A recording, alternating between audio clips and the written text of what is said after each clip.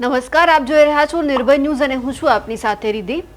ગુજરાતની અંદર અત્યારે ખતરો મંડરાઈ રહ્યો છે અને એ દરમિયાન બંગાળની ખાડીની અંદર અત્યારે એક ચક્રવાત છે જે આસના નામનું તે પ્રવર્તમાન થયું છે, જેમના લીધે કચ્છ સૌરાષ્ટ્રની અંદર ઘણા બધા જિલ્લાની અંદર અત્યારે ભારેથી અતિભારે વરસાદની શક્યતા પણ વ્યક્ત કરવામાં આવી છે। અમુક એવા જિલ્લા છે કે જ્યાં રેડ એલર્ટ એટલે કે અત્યંત ભારે વરસાદની શક્યતા વ્યક્ત કરવામાં આવી છે। બંગાળની ખાડીની અંદર જે આસના નામનું ચક્રવાત અત્યારે ઉદ્ભવી રહ્યું છે તે થોડીક જ વારમાં ડીપ ડિપ્રેશનમાં ફેરવાય તેવી શક્યતા પણ વ્યક્ત કરવામાં આવી છે, જેમના થકી ગુજરાતના અનેક જિલ્લાની અંદર અત્યારે ભારેથી અતિભારે વરસાદ વરસી રહ્યો છે।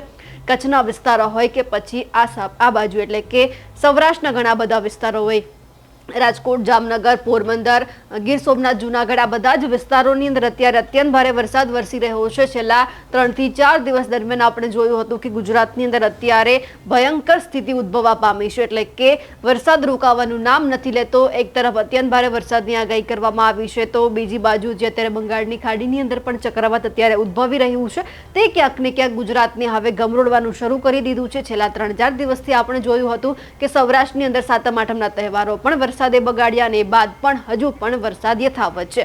આ દરમિયાન કચ્છની અંદર જ્યારે અત્યંત ભારે વરસાદની આગાહી કરવામાં આવી છે ત્યારે ત્યાંના કલેક્ટર અમિત અરોરા શું કહી રહ્યા છે તે પણ સાંભળીએ। કોઈનો જીવ બચાવવાનું એ સૌથી મોટો પુણ્યનું કામ હોય છે અને એવો અવસર કોઈ પણ માણસને કોટેશ્વર મહાદેવ, આશાપુરા માતાની આશીર્વાદથી જ મળતો હોય છે।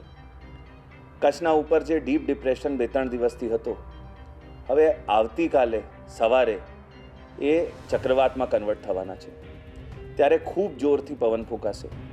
પર આપણે નક્કી કર્યું છે કે જીવ ગુમાવવાનું તો દૂર, આમાં કોઈ પણ માણસને એક ઈજા પણ ના થવી જોઈએ।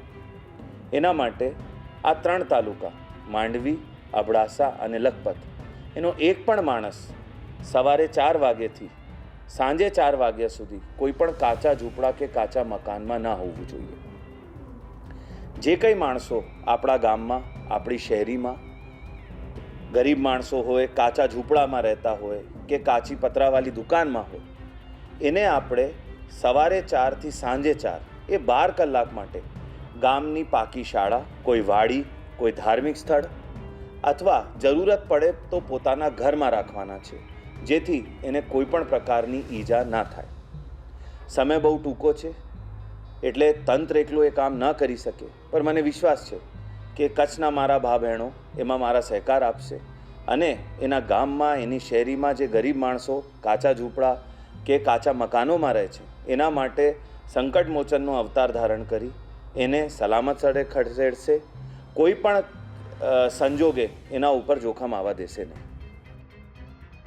અમિત અરોરાએ અત્યારે એક સંદેશ જાહેર કર્યો છે, જેમાં કહેવામાં આવી રહ્યું છે કે જે કાચા મકાનમાં લોકો રહી રહ્યા છે તે પાકા મકાનમાં જતા રહે, કારણ કે ગમે ત્યારે આ વાવાઝોડું આવે તેમની શક્યતા વ્યક્ત કરવામાં આવી છે, જેથી કરી કોઈ લોકોને નુકસાની ન થાય। અત્યારે ઘણા બધા વિસ્તારો એવા છે કે જે સંપર્ક વિહોણા બની ગયા છે, ઘણા બધા વિસ્તારોની અંદર વીજળી પણ જતી રહી છે, ઘણા બધા વિસ્તારોમાં ખાવાનું કે પીવાનું પૂરતું પાણી પણ નથી મળી રહ્યું। ત્યારે આપણે બધા એક જ અપીલ કરી રહ્યા છીએ કે તમે અત્યારે જે જગ્યા ઉપર હોવ ત્યાં સહી સલામત રહો, કારણ કે ગમે ત્યારે આ વરસાદ છે અત્યંત રૌદ્ર સ્વરૂપ ધારણ કરે તેવી પણ શક્યતા છે। અમારા અહેવાલ વિશે આપનું શું કહેવું છે કમેન્ટ કરીને ચોક્કસથી જણાવજો। સાથે જ નિર્ભય ન્યૂઝને લાઇક, શેર અને સબસ્ક્રાઇબ કરવાનું ભૂલશો નહીં। નમસ્કાર।